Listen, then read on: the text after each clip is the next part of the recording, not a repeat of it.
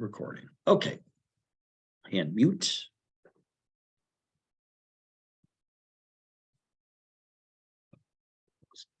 Okay, first of all, Mazel Tov to all of us. Mazel Tov, congratulations. Tonight is exactly not only a year that we've been learning Tanya, actually it's 13 months, but that's okay.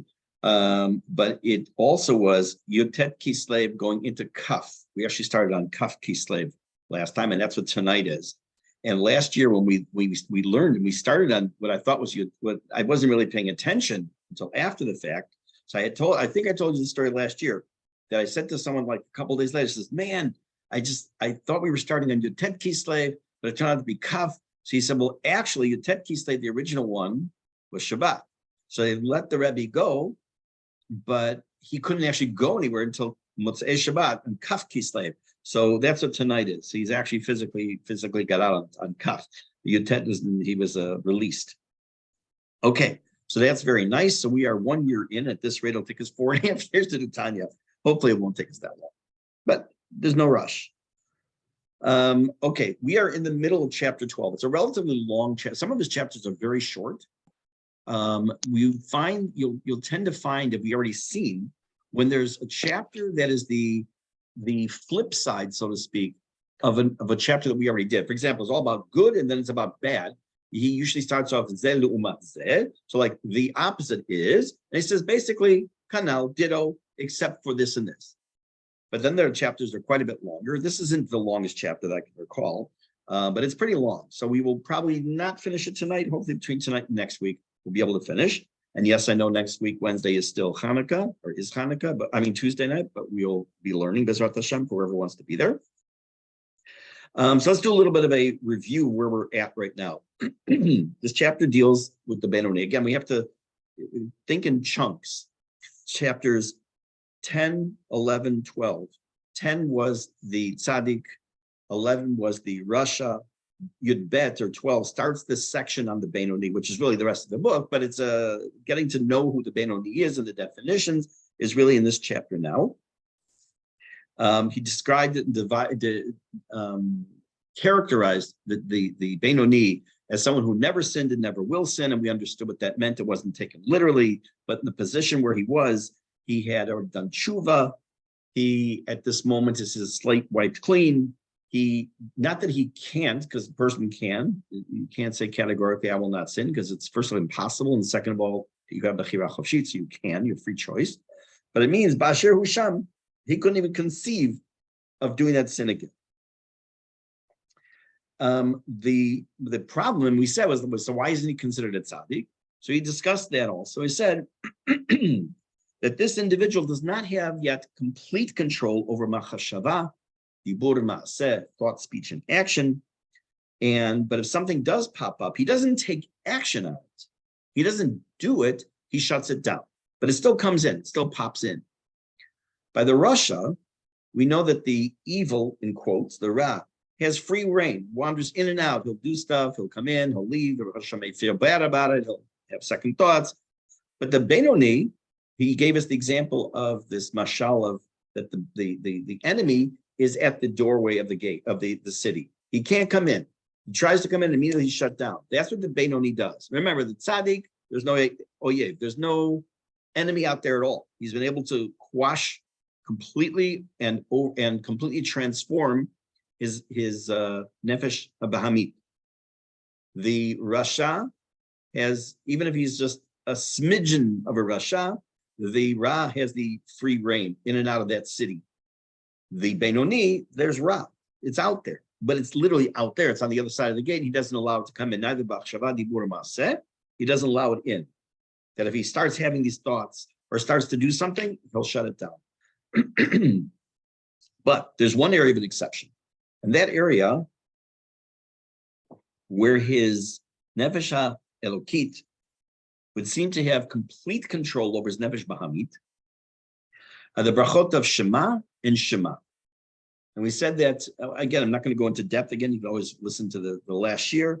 But that is the concept of the mochin, the gadlut, this this help is not the words, literally does not mean that, but it's like this almost this help from on high that comes down to us at the moment of Berchot Kriyat Shema and the saying of Shema that allows us to be on this much higher spiritual level. And at that moment, for that moment, where our Nefesh Elokit, in theory, can completely transform the Nefesh Bahamit, and for that moment, we're tzaddikim. Unfortunately, it doesn't last for most people. That as soon as you finish davening, and maybe as soon as you say emet, that things go back a little bit. And because the mochin de gadlut is kind of like go back up. Now, I picture my head. We all have different ways of picturing things that are mufshat, that are abstract.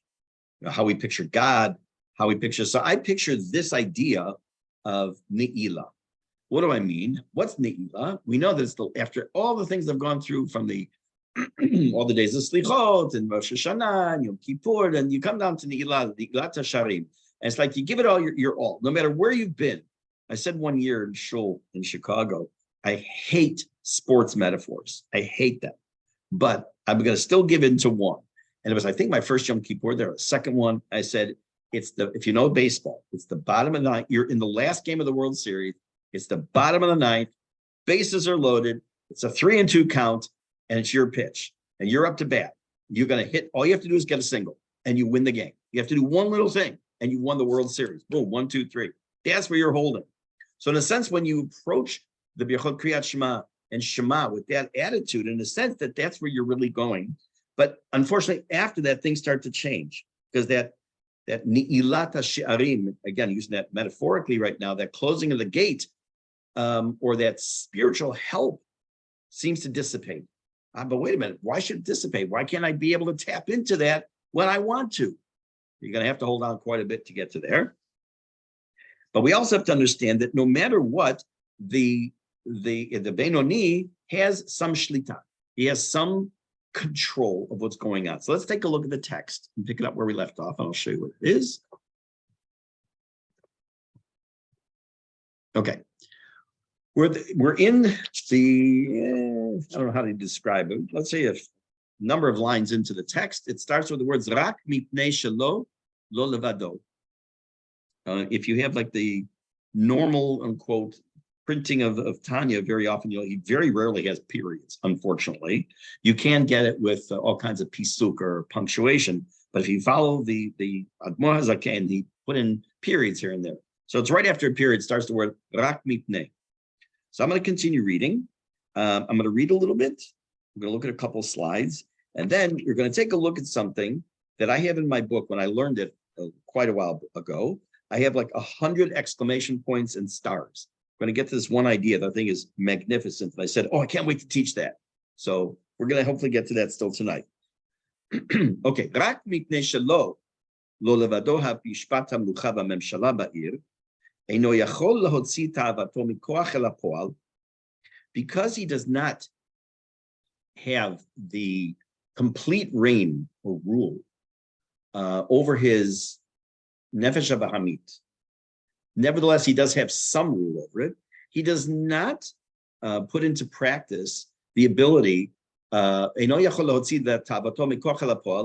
He cannot take his ta'ava, his desire, and actually put it into action. He is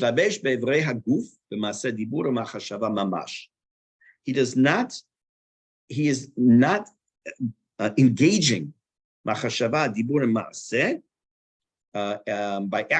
actively or proactively allowing him to do something he's not allowed to do.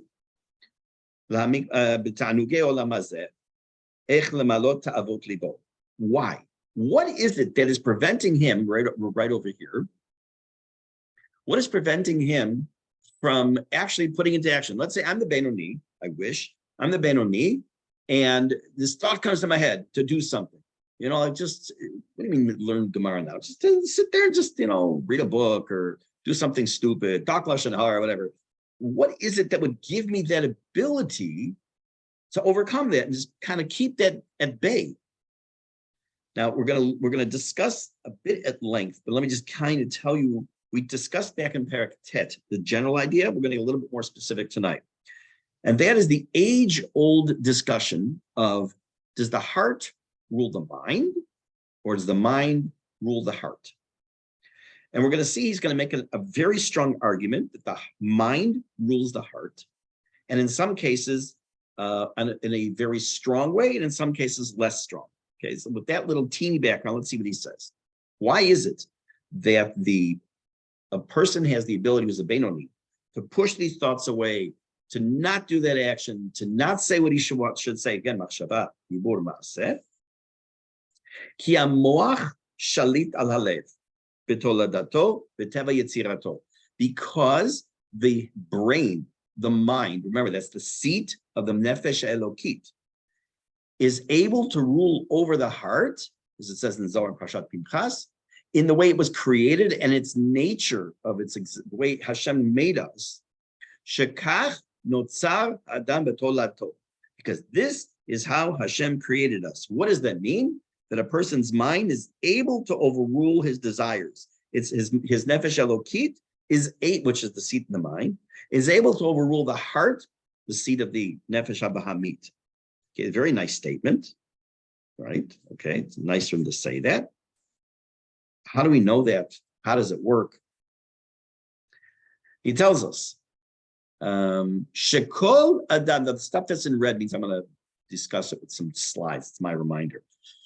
Shekol Adam Yachol Birtzono Shebamocho, that every person has the ability. Notice what he says, not Sheha Adam Yachol, that a person can. But he says, remember the Admor HaZaken was extremely medactic and very precise in every single letter he used. If you remember the beginning of the book, when we talked about an introduction, that he spent I remember how many weeks it was, spending and deciding if he should have a vav, an and with a word or not. Okay, we can't even conceive of that. So he says here, Shekol Adam Yachol. Every person has the ability or can, Birtzono, with his desire, Shebemocho, that is in his brain, Lihitapek, V'limshol beruach ta'avato shebelibo, that he's able to hold back, he's able to rule over that which he desires in his heart, shelo lemalot mishalot libo, that he should not fulfill the desires or the requests, so to speak, of his heart, b'ma'aseh, not in action, dibur, not with his speech, and b'machshava, not with his thought, lahasiach ulahasiach da'ato legamre mita'avot, or ta'avat libo, elahefech legamre. He has the ability to completely switch that and push aside the desire for thought, speech, and action that are not halachically okay, that go against the nefesh halokit, that are just coming from nefesh habahamit, that are ta'avot, that are the desires. Now, listen to this next line. This is mind-blowing. Ubifrat el tzad hakidusha. And specifically when it comes to the side of Kedusha, I'm going to explain this outside first. And he's going to spend quite a bit of time on this, but before we do, I want to just kind of explain why this is so mind-blowing. What did he just say? He said, number one, everyone has this ability. What's that ability? The ability that your brain, your mind, your nefesh elokit can rule over your nefesh habahamit, your animal soul in your heart, in all three areas. Machashava, dibur, ma'aseh.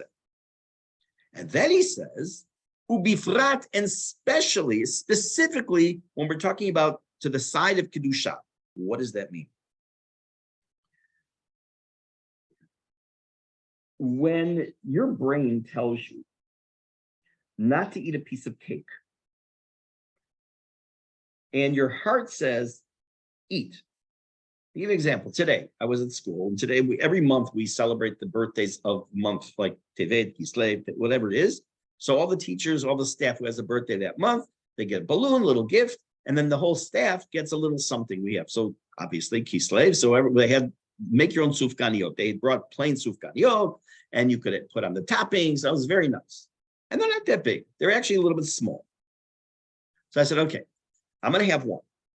And I'm sitting there. Now, there must have been 25 more after everyone finished, just sitting there. I said, okay, I really want one. And I said, but I'm not going to have it. Okay, fine. But I don't usually live up to my expectations like that. And I usually give in. So when there's a difference between the brain. My brain says, it's not good for you to have that. And my heart says, oh, come on, it's so good. I'll walk an extra 2,000 steps. Big deal. So you may not win that. The heart doesn't necessarily, the mind may not necessarily overrule the brain, the heart, because when you're in a battle against yourself, what's the battle? Should I eat it or should I not eat it? It's not that it's treif. It's not that it's not kosher. It's a battle with myself. Then the brain sometimes will overrule the heart. Sometimes the heart will overrule the brain. But when my mind says, or my heart says, I want to eat it, but my brain says, wait a minute, it's not kosher, then the brain wins. When you're in a battle for kedusha, then your nefesh elokit will always win if you're consciously aware. If I want to do something that's a mitzvah, but let's go the other direction. By the way, this does not negate still the issue of bechira chofshit, free choice. We'll see how. But again, if I am trying to assert kedusha, I'm trying to get it in gear, that I really want to eat something that's chalavi, but I'm besari, and I know I shouldn't. 99% of the time, hopefully, the response will be, I can't do it. I'm besari. I can't have chalavi. So my brain, my nefesh elokit says it's asur. I cannot do that. I want to maintain a level of kedusha. In that respect, my nefesh elokit kicks into high gear and allows me to overrule my heart. Again, we'll see why that's not an inyan of negating my free choice soon. But what happens is that if we want to use the terminology for a moment of Tanya, is that my nefesh elokit and my klipa, or the tzad kedusha and the tzad klipa, are in a battle. And when it's that case, the tzad kedusha is going to kill and destroy the tzad klipa, or the sitra achra, the other side, which is not kedusha. Now, before we move on, and he's going to give us a quote, which we're going to also have to explain. It sounds very basic. What's he telling us? Let's go back now and look at a couple of slides on some of this information. Okay. So this was, let's see what this referred to in just a minute.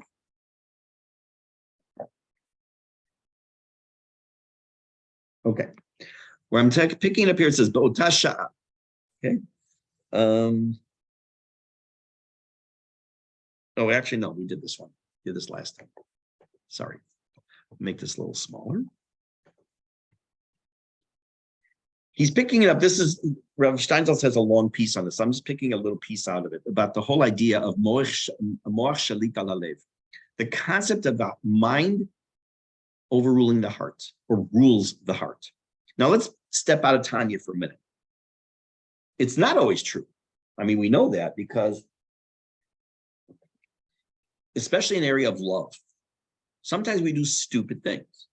In areas of business, we do dumb things.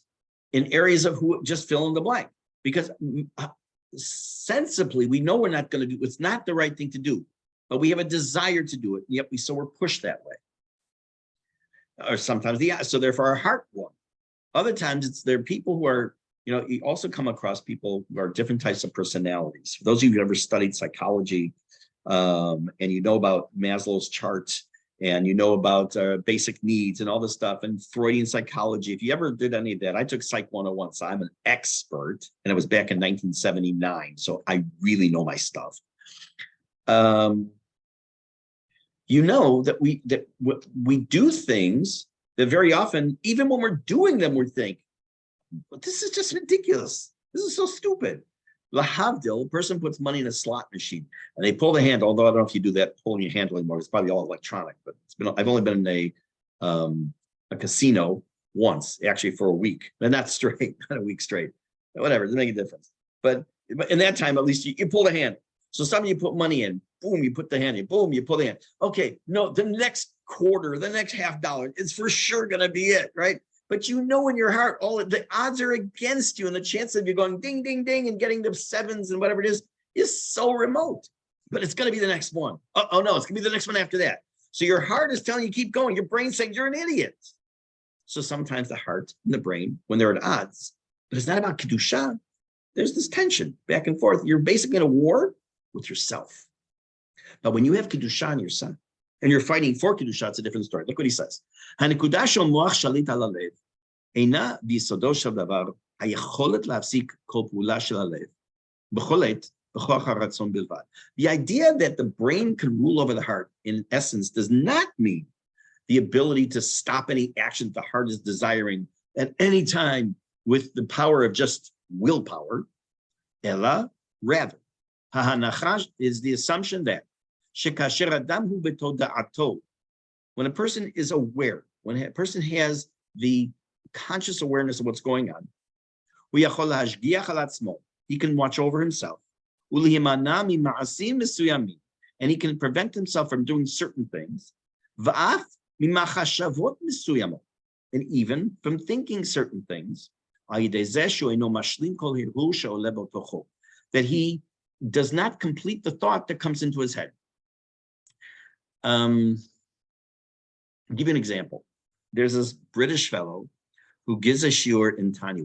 Years ago, when I was first starting to seek online various teachers for Tanya, I found this man. I think his name is Rabbi, I think his last name is Moses. I don't remember for sure. Beautiful, beautiful ability to explain and describe. He was teaching to a class that was definitely not yeshiva learned, and definitely did not have a background. So it was everything was in English, but his koach hasbara, his ability to explain, is beautiful. And he gave, if I remember correctly, it was specifically on this nikuda. He said that if I think about speaking lashon hara, I didn't do an aveira. I didn't do anything wrong. I thought about it. It's not the right thing to do, and we know that you should push that idea out of your mind, but I didn't tachlis really do anything yet. Where that's different is when I think about serving idolatry. Think about serving idolatry, that is a sin. Now, does that mean that right now I said, thinking about serving idolatry? Now, every one of you just heard those words. So right now in your minds, there's the words, thinking about serving idolatry. Serving idols. Does that mean you all just did an avera? I caused you all to sin, some great sin? So he says, this is the whole point here. You have the idea came into your head. You didn't sin. But when you take that idea, when you use that and you think about it, now you've gone down that rabbit hole. What he's telling us here is that when you have that awareness, you're able to push that out of your mind. Now, you might not have that ability as easily when you say you want to do some other of it, because there's certain things that we just know are just black and white in Judaism. And especially if you are living a life of Torah, that avodah zarah, idolatry, is one of the big three, and you just want to push that out of your mind.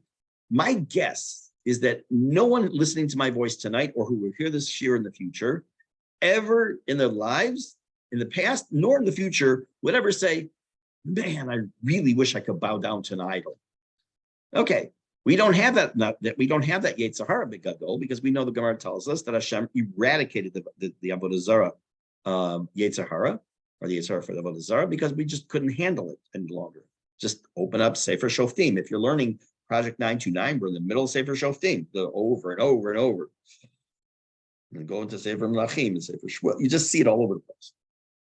So let's see what he says. But it's this ability, when you have this awareness, to push this idea, even the idea. In other words, what's his point here? Let's say this was not kosher water, and I pick it up and say, oh, I got to stop drinking this. This isn't kosher. And I put it down. That's a little bit easier to stop a physical action.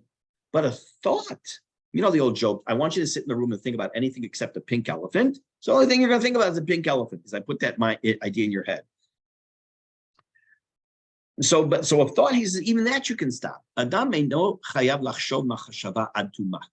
person does not have to carry out a thought all the way to its end. He can cut off any thought. You can always stop a thought. What does that mean? What do you mean you can stop a thought? So where this comes into practice is, and he doesn't digress into this, but I am going to for a moment, is davening. Most people in life have a hard time focusing on things, but seem to have even more of a trouble when it comes to tefillah, because once again, it's something we do all the time. It's the same words, unfortunately, that if we look at it that way, then that becomes rote and our minds wander. So there are all kinds of methods that people have. Matter of fact, literally yesterday, without any prompting, someone told me a method that he has. That if he's in the middle of Shmona Esrei and his mind's wandering, he stops, he looks up the Aron Kodesh. And he thinks about where he is. This is the Dalif Miata Omed, and he's using the Aron Kodesh, the knowledge of their Sifrei Torah there to help him focus. So you can stop a thought. This power is one of those benefits, general benefits that the brain has over the heart.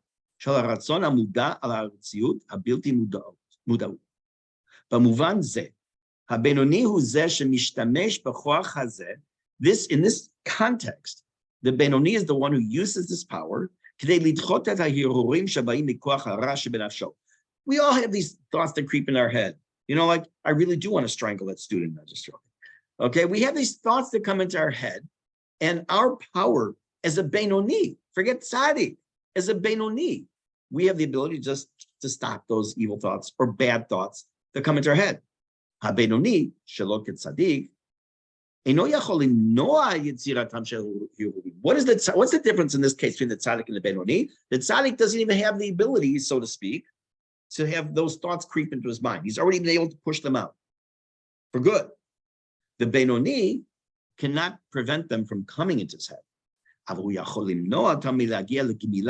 he can prevent them from coming to a conclusion or to come to fruition, so like to bear fruit.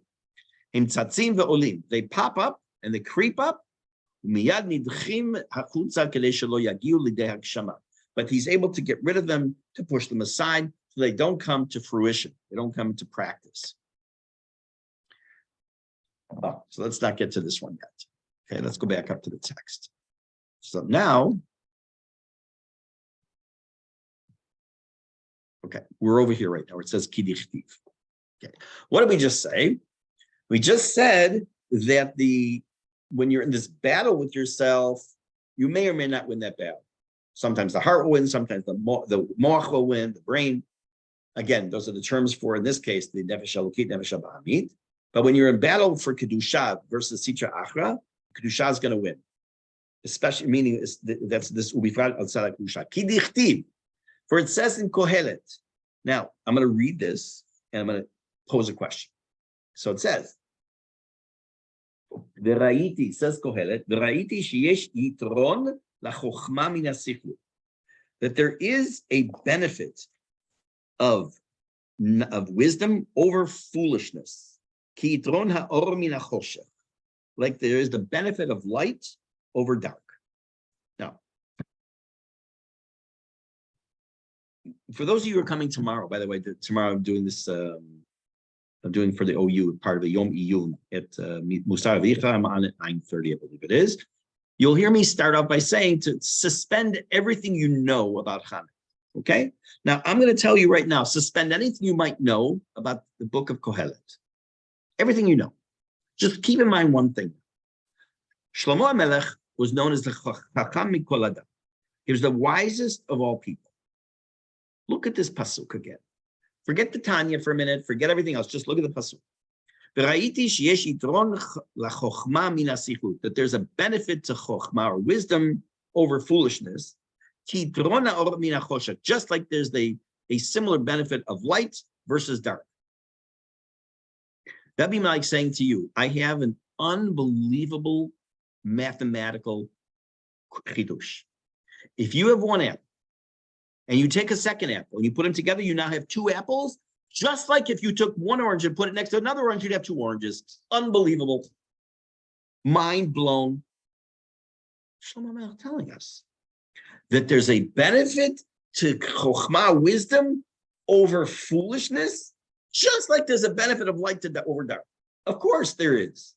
What's he telling us? And why is the Alter Rebbe, why is the Admar Zaken even mentioning this? What's he trying to tell us?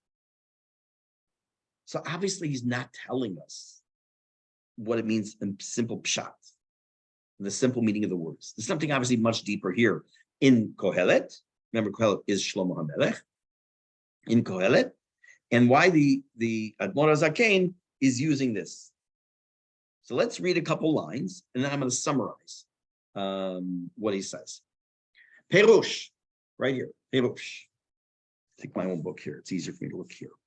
Kemo shehaor yesh lo yitaron ushlita umemshala lachoshech. Just like light has a benefit in the fact that it can also rule over and control the dark. How? Shema'at or gashmi, that just a little bit of physical light. Doche harbe min hachoshech sounds very Rav Kook, because Rav Kook said mat min hachoshech, mat min haor, slicha.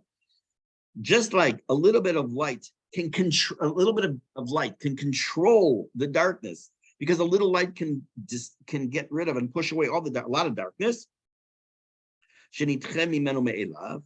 1 second, hold on, I read one too far here. Hold on. Let me start again. How? Shemat or gashmi, a little physical light. It drives away a lot of darkness. It automatically is pushed away.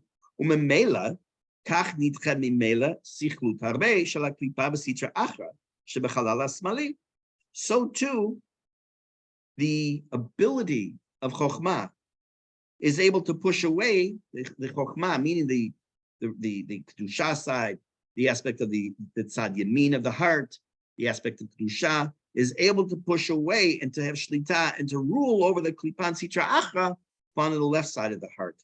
Let me just read the rest of the sentence and then I will continue to explain. Mipnei, this folly, this foolishness is banished. How? That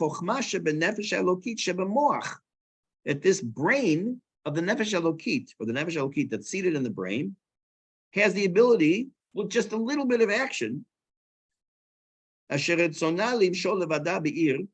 desire, the desire of the Nefesh Elokit, its desire is to rule over the city, again, the body. Hanal, we already discussed this. The Cholaguf Kulo, Kanal, Shemachshava, Dibur Masesha, Tayag, Mitzvot, HaTorah, Kanal. Now, what does that long mouthful mean? So first of all, what's Shlomo HaMelech telling us, and what is the Admor HaZaken use this? So he's telling us a couple things. I'm going to look at my notes here, because I wrote this down specifically to how I wanted to explain it. Shlomo HaMelech, I'm just going to read right out of my book.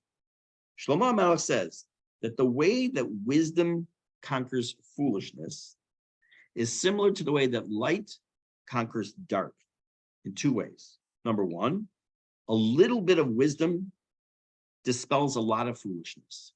If my room right now here were completely dark and I took my phone and I put on the flashlight, I'd be able to see the whole room, that little bit of light. So too, says Shlomo HaMelech, says the Admor HaZaken, making this connection, that a little bit of wisdom, again, wisdom in this case, the chokhmah we're talking about is chokhmah. Chokhmah is the seed, is the moach, is the brain, i.e., the nefesh elokit. Just the little nefesh elokit is able to dispel a lot of sichlut, foolishness, the nefesh abahamit. That's number one.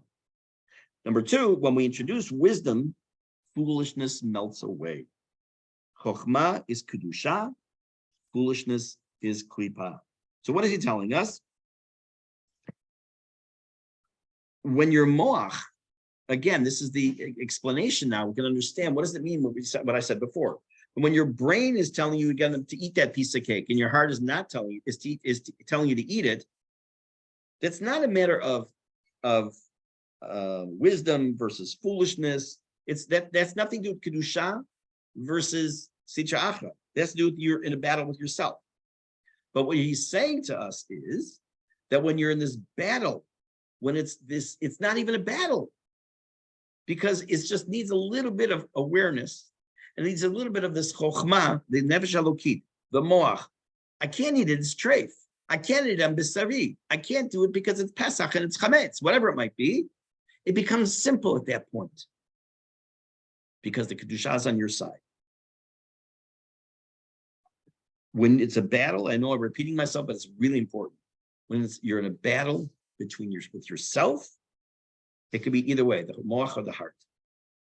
When it's a battle for kedusha, and you're aware of it, kedusha is going to win, i.e., the moach is going to win. Let's continue the text. Let me see if I want to continue. I want to see one more slide, just a second. Yeah, we'll continue a little bit more here before we go on into the Rav Steinsaltz. We are right. Okay, right here where it says the afalpi came. Where is that here? That's the next page. Okay, let me make this bigger.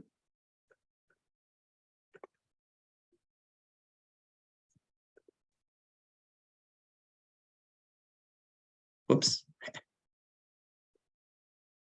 Here. Now, having said all that the Benoni is able to keep the machshava dibur maseh at bay. Having said that the moach has the ability for everybody, but especially the Benoni, to rule over the heart. Having said that the nefesh elokit seated in the moach has the ability almost with ease when it's a battle kedusha against the sitra achra. How's this guy not a tzaddik? Still, he's still not called a tzaddik at all. Why? Because this benefit, or this capability in this case,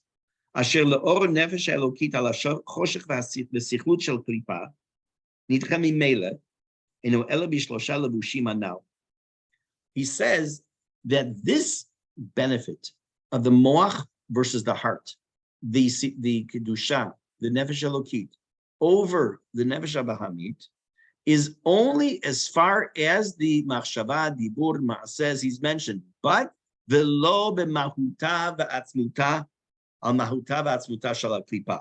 It doesn't change the essence of who he is. He has not affected his essence of his nefesh elokit over his nefesh abahamit. He has some control between the nefesh elokit over the nefesh abahamit, but the essence, who he is, still inside, he's a Benoni. He's still a Benoni. Now, what does that mean? Let's take a look now, Rav Steinsaltz, to get a little bit of help.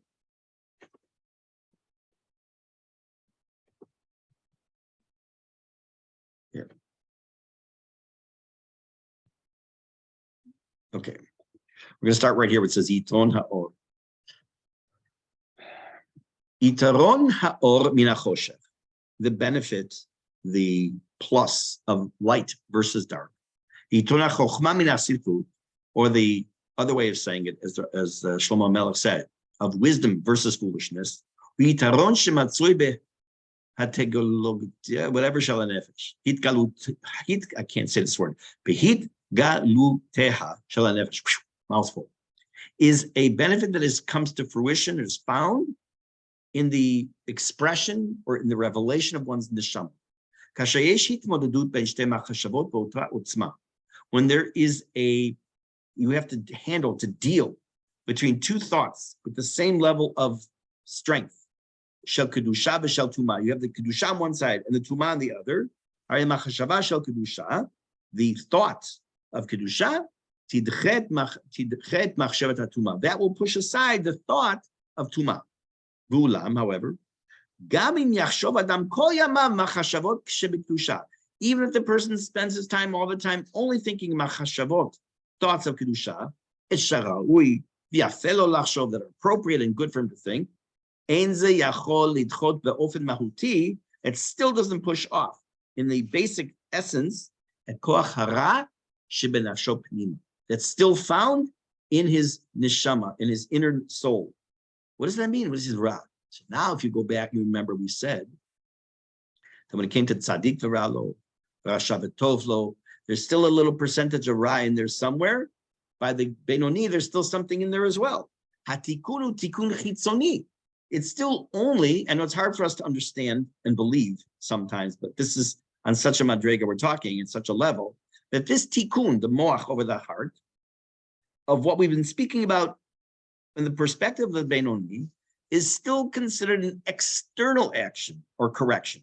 Tikkun ha-mof'im shebahem ha-nefesh mitgaleh klapei chutz u'klapei atzma. It's external. He doesn't have that thought. He didn't do the action. He didn't say those things. Aval the nefesh penima ain't tikkun. But for the internal soul itself, there is no correction. Lo rak b'tehomot ha-nefesh, not just in the depths of the soul, but also in the things that a person's aware of, Yirtzonotav and his desires, Chashakav Yitzrav. Ela kayamim bebenoni. These exist, these desires, these wants exist by the Benoni, no less than they appear by the Rasha. So what's the difference? We said, wait, why isn't he a tzaddik? Okay, I understand. But why isn't he now it sounds like, why isn't the Rasha a Benoni? Because the difference between the Rasha and the Benoni is, but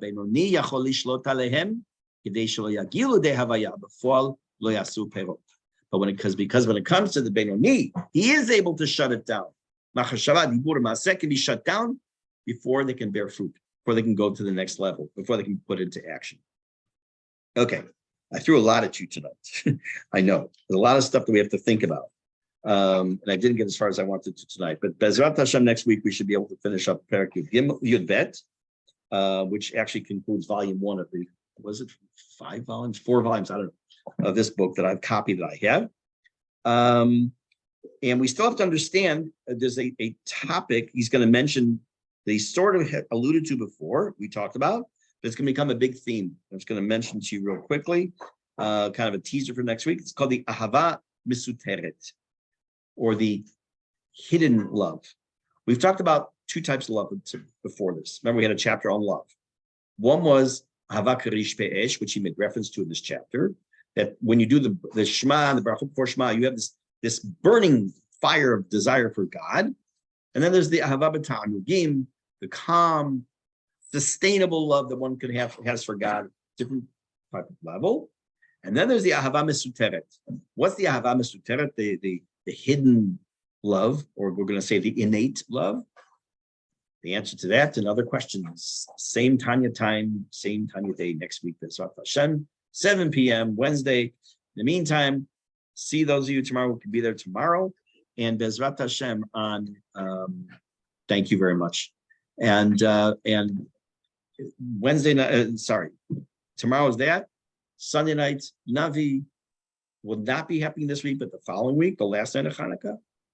Tuesday night will be our Navi Tanya Shir and Shalom Yisrael. In the meantime, have a Chanukah Sameach. Enjoy. Don't have too many sufganiyot or svinges. Let the moach overrule the heart in that one too. Have a good evening, everybody. Thank you, Rabbi. You're very welcome.